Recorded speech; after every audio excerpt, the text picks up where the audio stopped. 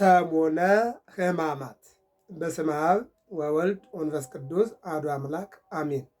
በዓለም ላይ የምትገኙ ኦርቶዶክሳውያን እግዚአብሔር ልጆች ሰላም እግዚአብሔር ይብዛላችሁ። ከሰኞ ጀምሮ እስከ ቅዳሜት ድረስ ያሉ ዕለታት የየራሳቸው ታሪክ አላቸው። አሁን ላይ እንደ አጠቃላይ ከእሑድ ከ6 ሰዓት በኋላ እስከ ቀዳሚት ያለውን እናያለን። ነገር ግን ታሪካቸውን ደግሞ በቀን በቀን ሰኞ የሰኞውን፣ ማክሰኞ የማክሰኞውን፣ ረቡዕ የረቡዕን፣ ሐሙስ የሐሙሱን፣ ዓርብ የዓርቡን በየቀኑ በገብረ መስቀል ሚዲያ እንከታተላለን። አሁን ላይ ግን ለግንዛቤ ያክል ሁሉንም በአንድ ላይ እንመለከታቸዋለን ማለት ነው። ሰሙነ ሕማማት ስንል እንግዲህ ከእሑድ እንደ ክብረ በዓል እንግዲህ አሁን ዘንድሮ መድኃኔዓለም ዓመታዊ ክብረ በዓል ስለሆነ ተጠቃሎ የሚያልቀው 6 ሰዓት ነው። ከ6 ሰዓት በኋላ ያለው ሰሙነ ሕማማት ይባላል ማለት ነው። ሌላ ጊዜ እሑድ ቢሆን ኑሮ እስከ 4 ሰዓት ነው እቱ ተብሎ ከተመለሱ በኋላ ፍትሐት የለም። ከዚያ በኋላ ቅዳሴም አይኖርም መደዳውን ማለት ነው። ሰኞ ማክሰኞ ሮብ ማለት ነው። አሁን ላይ ግን ስለ ዘንድሮ ነው የምንነጋገረው የምንማማረው። አሁን ላይ ክብረ በዓል ስለሆነ የዓመቱ መድኃኔዓለም መጋቢት 27 ቀን ጥንተ ስቅለቱና ሆሳዕና አንድ ላይ ተገናኝተዋል። ጊዜውንና ቀኑን ዋጅተን ነው የምንነጋገረው ማለት ነው። እና ባጭሩ ከ6 ሰዓት በኋላ ያለው ሕማማት 5500 ዘመንን የሚያሳይ ነው።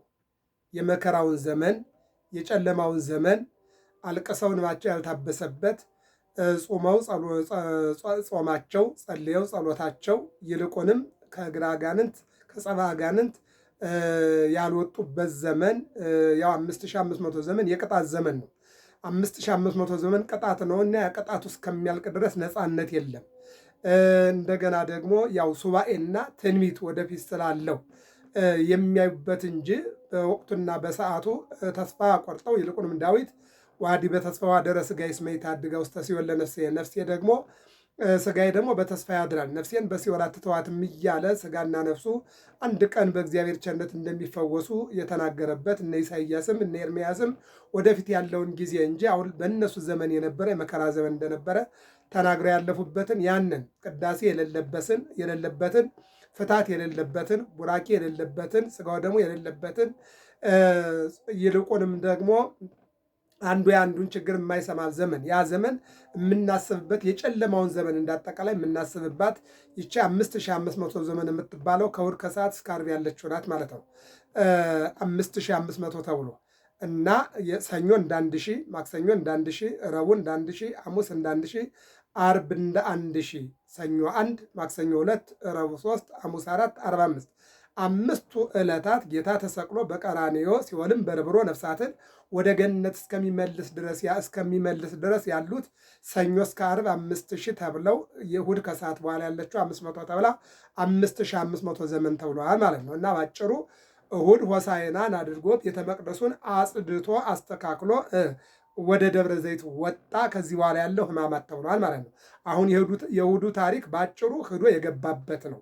3 ጊዜ ቤተ መቅደስን ዙሮ ቤተ መቅደሱን አጽድቶ የዘንባባውን የጨርቃቸውን እንዲሁም የሕፃናቱን የወጣቱን የሽማግሌውን ምስጋና የሽማግሌዎችን ምስጋና ተቀብሎ ወደ ደብረ ዘይት ሊጸልይ ወጣ ብሎ የእሑዱ ታሪክ እዚህ ጋር ይቆማል። አሁን ወደ ሰኞ እንሄዳለን። ሰኞ በለስ ይባላል ማለት ነው። በለስ ማለት በማቴዎስ ወንጌል ምዕራፍ 1 እንደምናየው የማቴዎስ ወንጌል ምዕራፍ 11 ከቁጥር 12 ጀምሮ አንቡት እናንተ። ምን ይላል?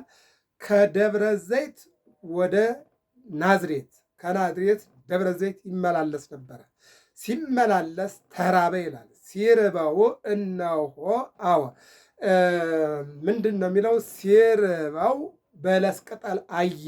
ቅጠሏ ፍሬ እንደሌላት ያውቃል በአምላክነቱ በባህሪው። ነገር ግን ሊያስተምረን ስለፈለገ ወደ ቅጠሏ ሲሄድ ቅጠሏ ከቅጠል በስተቀር ፍሬ የለባትም ነበርና ምንድን ነው በለሷን ለዘለዓለም ፍሬ አይገኝብሽ ብሎ ረገማት ይላል። ለዚህ ነው ሰውን አስረግማ የተረገመችው ዕፀ በለስ ይላል። አዳም በለስን በልቶ በለስን በመብላቱ ተረግሟል። ካንተ የተነሳ መሬት እሾህ ታብቅል፣ አንተም በጉልበትህ፣ አንተም በላብህ፣ አንተም በወዝህ ብላ ተብሎ እንዲረገም የሆነው በለስን በልቶ ነው ማለት ነው። እባብም በደረትሽ ትሄጃለሽ፣ ይልቁንም ሰው ጭንቅላትሽን ይመታሻል፣ አንቺም ሰውን ደግሞ ሰኮናውን ትነድፊያለሽ ተብሎ አፈር ትበያለሽ ትርሻለሽ ተብሎ ያስረገመ የበለስ ቅጠል ነው። አዎ እንደገና ሔዋንም ደግሞ በወለድሽ ጊዜ ጣርሽን ምጥሽን አበዛለሁ ተብላ እንድትረገም ያደረገች ዕፀ በለስ ናትና ሰውን ያስረገመች ዕፀ በለስ እነሆ እራሷ ተረገመች ይላል። በለሷም ማለት ነው። እና ለዘላለም ፍሬ አይገኝብሽ አላት። ወዲያውኑ ደረቀች። ሐዋርያትን ትዝ አላቸው ይላል። ምኑ ለዘላለም ፍሬ አይገኝብሽ ብሎ የእግዚአብሔር ቃል በእሷ ላይ አረፈ። በእግዚአብሔር ቃልም በለሷ ምን ሆነች? ደረቀች ይላል። የእግዚአብሔር ቃል ያለመልማል፣ የእግዚአብሔር ቃል ያደርቃል ማለት ነው። በሌላ መልኩ በመቅደስ የነበረው የኃጢአት ክምር ሁሉ የተወገደው በዚሁ ዕለት ነው ይለናል። ማርቆስ 11:15 ላይ በቤተ መቅደስ ውስጥ የነበረው ያ የኃጢአት መርገም ተጠርጎ የወጣውና የጸዳው በዚህ ዕለት ነው ይለናል። እና በአጭሩ ሰኞ የሚባለው ቃለ እግዚአብሔር የሚነበቡት ወንጌላት እንግዲህ እናያቸዋለን። በአጭሩ ግን ታሪኩ በለስ ይባላል። በለሷ አዳምና ሔዋንን ሰይጣንን እባቧን ያስረገመችው ያቺ በለስ እነሆ ሰውን አስረግማ የተረገመችው ዕፀ በለስ ለመጨረሻ ጊዜ የተረገመችበት የእርግማን ዕለት ተብሎ ይታወቃል። ማቴዎስ 21:18 ላይ ታሪኩን ማንበብ ነው። ሰኞ ነው። ማክሰኞ በአይ ስልጣን ትገብር ዘንተ ወገፍታ ማዕዳቲሆሙ ለመውልጣን መደርደሪያቸውን ገለባበጠው፣ በጎቻቸውን አርጋቦቻቸውን አስወጣ፣ ጠረገ፣ አጸዳ። እነሱንም በጅራፍ ገርፎ ከቤተ መቅደሱ አሰጡታቸው ነበርና በአይ ስልጣን ትገብር ዘንተ በማን ስልጣን ይህን ታደርጋለህ ብለው ጠየቁት ይላል። ማናቸው? ሊቃነ ካህናት ናቸው። አለቆች ጌታን የጠየቁበት ዕለት ነው። የማቴዎስ ወንጌል 21:23 ላይ ምንድን ነው? ይህንን በማን ስልጣን ነው የምታደርገው? ከመቅደሳችን የምታወጣን፣ ከምኩራባችን የምታወጣን፣ የምትገርፈን፣ መደርደሪያችን የምትገለብጥ፣ እንስሳቶቻችን ከታሰሩበት ፈተ የምትለቅ በማን ስልጣን ነው ብለው ጠየቁት ይላል። እንግዲህ የማርቆስ ወንጌል 11:27 የሉቃስ ወንጌል 21:23 ላይ የምናነበው ወንጌል ነው። በቤተ መቅደስ ዙሪያ በዚህ ዕለት አስተምሯል ይላል። ምንድን ነው? ቤተ ጸሎት ይሰመይ አንተ ረሰይክምዎ በአተ ፈያት ብሎ ቤተ መቅደስ የጸሎት ቤት ነው። የአባቴ ቤት የጸሎት ቤት ነው፣ እናንተ ግን መሸጫ መለወጫ አደረጋችሁበት ብሎ ያው እንግዲህ ሁሉንም አስወጥቶ ያጸዳበትን ታሪክ ነው የሚናገረው። በሌላ መልኩ ደግሞ በዚሁ ዕለት በማቴዎስ ወንጌል ምዕራፍ 26 ቁጥር 6 ላይ ማርቆስ 14:3 ላይ ያለ ታሪክም አለ። ሰፋ ያለ ታሪክ ነው። እሱ ምንድን ነው? በአይ ስልጣን ትገብር ዘንተ ብለው እነሱ ሲጠይቁት በማን ስልጣን ነው ሲሉት የዮሐንስ ጥምቀት ከሰማይ ናት ከመሬት ናት አለና ጥያቄውን በጥያቄ በነገራችን ላይ መልስ የመሰለ ጥያቄ ነው፣ እንዲያውቁት ነው። በማን ስልጣን ምን ማለት ነው ሲተረጎም የዮሐንስ ትምህርት ከሰው ናት ከእግዚአብሔር ናት የሚል ጥያቄ ነው። አሁን ከሰማይ እንዳይሉ ለምን አላመናችሁበትም ነው። ከሰው እንዳይሉ በጣም ብዙ ሕዝብ ዮሐንስን አምኖ ተከትሎ ስለነበረ እነሆ ከሰማይም ማለት አልቻሉም፣ ከምድርም ማለት አልቻሉም። ግን ምን አሉ? አናውቅም ብለው መለሱ ይለናል። በዚህን ጊዜ እንግዳስ እኔም አልነግራችሁም አላቸው። በአጭሩ ማክሰኞ ታሪኩ ይሄ ነው ማለት ነው። ወደ ረቡዕ ስንመጣ አይሁድ ክርስቶስን በምን እንቅጣው፣ በምን እንግደለው ብለው የፈረዱበት ቀን ነው። አራት ነገሮች ቀደም ብለን በሆሳዕናው ትምህርት ዓርብ ዕለት በተጽዕኖ ተምረነዋል። በሆሳዕናውም ተምረነዋል። አራት ጥያቄዎች ናቸው ወይም አራት ክሶች ናቸው። አንደኛው ሰንበትን ይሽራል። አነ ውእቱ እግዚአ ለሰንበት ወአቡሃ ለምሕረት፣ የምሕረት ጌታዋ የሰንበት አባቷ እኔ ነኝ ብሎ ሰንበትን ሽሯል። የሰንበት ጌታ ነኝ ይላል፣ ሰንበትን ይሽራል። አንደኛው ይህ ነው። ሁለተኛው ራሱን እግዚአብሔር አድርጓል። የእግዚአብሔር ልጅ እግዚአብሔር ነኝ ብሏል። አዎ። ሶስተኛው ደግሞ ለቄሳር ግብር እንዳትገብሩ ብሏል። አራተኛው ደግሞ ኦሪትን አቃሏል ነው። በነገራችን ላይ ከአራቱ ክሶች አንዱ እውነት ነው። የትኛው ነው? ራሱን እግዚአብሔር አድርጓል። እውነት ነው፣ እግዚአብሔር ነው። እንግዲህ ሁሉም ውሸት አይሆንምና አንዱ እውነተኛው ነው ተገኝቷል።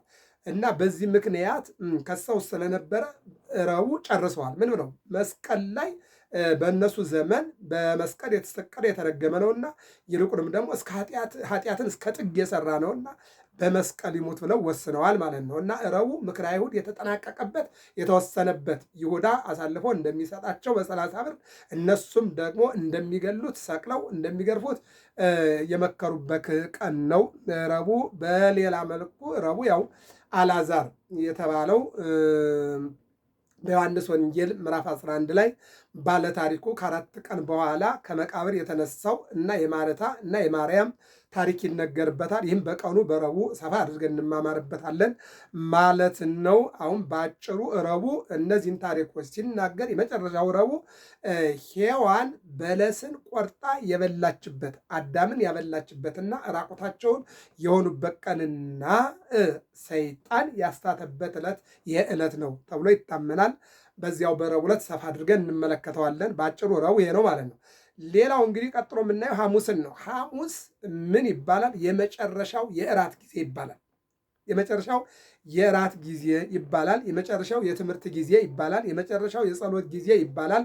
በማቴዎስ ወንጌል 26:17 ላይ፣ ማርቆስ 14:12፣ ሉቃስ 22:7፣ ዮሐንስ 13 የምናየው ነው። ይሄ ዕለት የጸሎት ዕለት ተብሎ ይታወቃል። የማስተስሪያ ዕለት ተብሎም ይታወቃል። ይልቁንም ደግሞ የቁርባን ቀንም ተብሎ ይታወቃል። የሐዋርያት የጥምቀት ቀንም ተብሎ ይታወቃል። ቅዳሴ ኪዳን ይደረሳል፣ ቅዳሴ ይቀደሳል። ይህንን ያመለክታል ማለት ነው። ስለዚህ እነዚህ ሳምንታቱ በዚህ ሰሙነ ሕማማት የሚባሉት እነዚህ ናቸው። በየቀኑ ታሪካቸውን ሰፋ አድርገን እንመለከተዋለን። ሃይላይታቸውን ግን በዚህ በገብረ መስቀል ሚዲያ እንድታውቋቸው ታሪካቸው ምንድን ነው ነው። ዝርዝሩን ግን ከሰኞ ጀምሮ በዚሁ በገብረ መስቀል ሚዲያ ተከታተሉ። የመጨረሻው አርብ ነው። አርብ ሲጀመር በተከታታይ ተናግሬዋለሁ። የኛ ቋንቋ አይደለም። እሁድ ማለት አሃዳ እንዳደረገ አንደኛው ቀን ማለት ነው።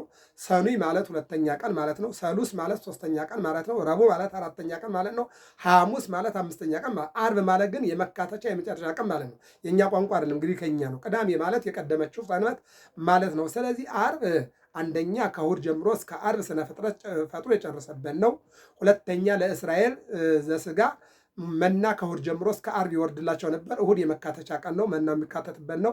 የመጨረሻው ደግሞ ከእሁድ የጀመረው መከራ አርብ ተካቶ ቀራንዮ ላይ መስቀል ላይ የዋለበት ነው። ስለዚህ አርብ በአጭሩ ሐሙስ ማታ ላይ ተያዘ። አርብ ጠዋት 3 ሰዓት ላይ በጲላጦስ አደባባይ ቀረበ። ከዚህ በኋላ በ3 ሰዓት በ6 ሰዓት ያሉ መከራዎች አሉ። ያው ተንተን እንማራቸዋለን። ባጭሩ እነሆ በጲላጦስ ዳኛ ክርስቶስ ወንጀለኛ ሆኖ ቀርቦ ስቀለው ስቀለው ስቀለው ብለው በመስቀል ላይ እንዲሰቀል የተደረገበት ዕለትና ከ6 ሰዓት ጀምሮ እስከ 9 ሰዓት መስቀል ላይ ተንጠልጥሎ ፀሐይ ጨልሞ ጨረቃ ደም መስሎ ከዋክብት ወድቀው ሙታን ተነስተው መቃብሮች ተከፍተው አይባን ተፈትተው የቤተ መቅደስ መጋረጃ ተቀዶ አምላክ በመስቀል ላይ ተንጠልጥሎ በ5 ሚስማር ተቸንክሮ በአንድ ጦር ተወግቶ በጭንቅላቱ ላይ አክሊል ተብሎ የሾጉንጉን ተደርጎበት ይልቁንም ሆምጣጤ ጠጥቶና ምራቅ ተተፍቶበት ነፍሱን አሳልፎ የሰጠበት ዕለት ዓለም በሱ ስጋ በሱ ደም የዳነበት ዕለት መልአኩ ዑራኤል በወርቅ ጽዋ ደሙን ተቀብሎ ወደ ዓለም የረጨበት ሲኦል የተበረበረችበት ገነት አፏን ከፍታ ነፍሳትን የተቀበለችበት ዲያብሎስ የታሰረበት እግዚአብሔር ደግሞ ዓለምን ያዳነበት ታላቅ ዕለት ነውና ሰሙነ ሕማማት ከረጅሙ በአጭሩ ስለሆነ በተከታታይ እንማረዋለን። እግዚአብሔር አምላክ ሀገራችን ሰላም ያደርግልን። ከሰኞ ጀምራችሁ ሰኞ በለስ፣ ማክሰኞ ባይስልጣን፣ ረቡዕ ምክረ አይሁድ፣ ሐሙስ ጸሎተ ሐሙስ፣ አርብ ስቅለት። ይህን በተከታታይ በቀን እንማማረዋለን። በገብረ መስቀል ሚዲያ ተከታተሉ። ሰብስክራይብ፣ ላይክ፣ ሸር አድርጉ። ሰላም እግዚአብሔር ከሁላችን ጋር ይሁን።